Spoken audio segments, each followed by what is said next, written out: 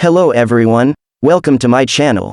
Friends, before going into the details of the war, don't forget to like the video, subscribe to my channel and turn on the notification bell. Please support by subscribing and turning on the notification bell. We are a strong community. With every crisis comes opportunity. The need to accelerate green transition has been high on the EU agenda for some time. Russia's invasion of Ukraine has moved it to the top of the agenda.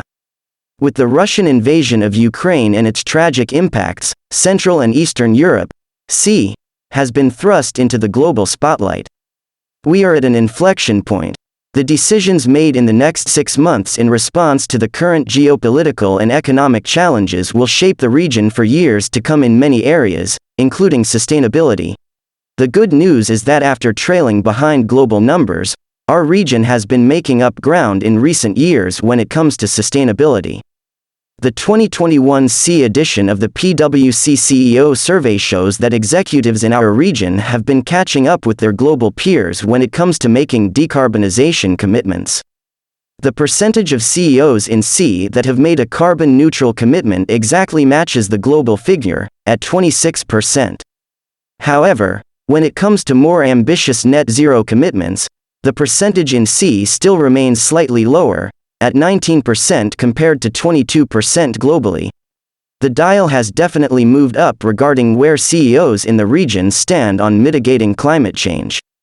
But more still needs to be done in terms of recognizing the areas where organizations could and need to have better impact. In 2021, when asked about areas of value they believe their organization should be doing more to measure, 39% of CEOs globally chose environmental impact, but just 29% in EU legislation plays an important factor in these developments. Adopted and proposed measures at EU level are looking to impact how companies approach their non-financial disclosures, cross-border trade and supply chains, among others.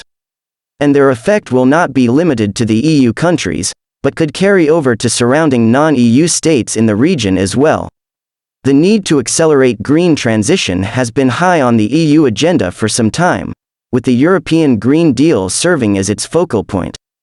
To reach its goal, achieving climate neutrality by 2050 while reducing CO2 emissions by at least 55% by 2030 would be a challenge in itself, but current events have made the stakes that much higher. In the EU, still largely dependent on increasingly unreliable Russian fossil fuel imports, speeding up the transition has jumped to the top of the agenda. Additional pressure has been put on decision makers to significantly reduce fossil fuel dependency and speed up repower efforts. A disruption, to be sure, but one which could step up renewable energy investments and energy efficiency measures, closely linked to the EU sustainability goals and energy security. Within the opportunity for both is significant, but the next few months will certainly create uncertainty and disruption. The Repower EU initiative aims to secure diverse suppliers for gas in the mid-term, either through pipelines or through liquefied natural gas, LNG, including Azerbaijan. In addition to this, the EU countries from Central Europe can benefit from the newly established EU energy platform for the pooled purchase of gas. REPowerEU's midterm goals are to phase out fossil fuels even faster than 2030, initially envisaged by the Fit for 55 plan, by energy savings, diversification of energy supplies and adapting the industries and infrastructure to different energy sources and suppliers, an accelerated rollout of renewable energy to ensure clean energy transition. Just transition to achieve such an ambitious plan for green transition, it requires effective social and cohesion policies to carefully minimize the challenges and ensure that the gains from the transition will be beneficial for consumers and communities, creating new jobs. One of the key tools of the European Commission in this regard is the Just Transition Mechanism, which aims to ensure that the transition towards a climate-neutral economy happens in a fair way. Just Transition brings targeted support to mobilize at least €150 billion over the period 2021 to 2027 in the most affected regions, to alleviate the socio-economic impact of the transition. As PwC, we are working with numerous regions in Europe, in Poland, Slovakia, Romania, to give just a few examples, on their just transition plans and implementation mechanisms. These multi-stakeholder conversations are focusing on a real transformation of regions, their business, economies and talents to benefit from the green revolution and minimize negative social impact. And there are more transformations to come for the region as a whole to reach a sustainable future. Nowhere more so than in Ukraine, where sustainability is an important aspect of future recovery talks, how to make the most out of reconstruction that will follow the destruction to, in the words of President of the European Commission Ursula von der Leyen, realize the dream of a new Ukraine, not only free, democratic and European, but also green and prosperous. Ukrainian, Indonesian presidents discuss continuation of grain initiative. G20 summit. Ukraine is ready to continue to be the guarantor of global food security, President of Ukraine Volodymyr Zelensky said during a conversation with President of Indonesia Joko Widodo. We discussed the importance of continuing the grain initiative. Ukraine is ready to continue to be the guarantor of global food security, Zelensky said on Thursday. The heads of state also discussed preparations for the 17th meeting of the G20 heads of state scheduled for November 15 and 16, 2022 in Bali, Indonesia. Attention was also paid to preparations for the G20 summit, Zelensky said.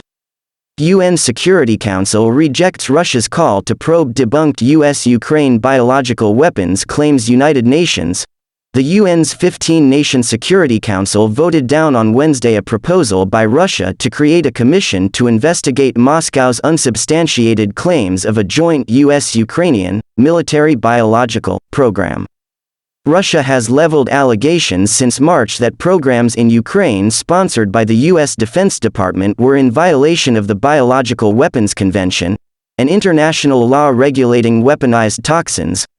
Moscow has offered no verifiable proof of such work, and the U.S. Defense Department, the White House and Ukraine have consistently refuted the allegations. The UN's disarmament chief, Izumi Nakamitsu, said in March that while the global body did not have the capacity to investigate, the UN was not aware of any biological weapons program in Ukraine. Disinformation, dishonesty, bad faith. As the Security Council voted Wednesday on the resolution brought by Russia, U.S. Ambassador Linda Thomas-Greenfield said Washington and Ukraine had been through Russia's allegations in Geneva, point by point, and debunked every single one. She said Russia's claims were based on disinformation, dishonesty, bad faith, and a total lack of respect for this body. The United States does not have a biological weapons program. There are no Ukrainian biological weapons laboratories supported by the United States, insisted Thomas Greenfield.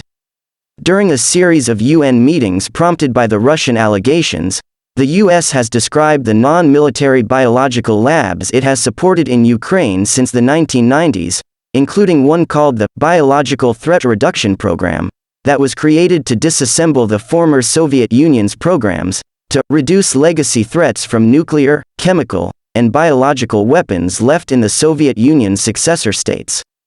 In May, CBS News correspondent Chris Livesey visited the Ukrainian facility at the heart of Russia's disinformation campaign, the Virology Reference Laboratory in Kyiv, and spoke with the chief researcher and scientists whose work there had been dedicated for years to containing dangerous pathogens. Thanks for watching. Don't forget to like the video and subscribe to my channel. See you in the next video.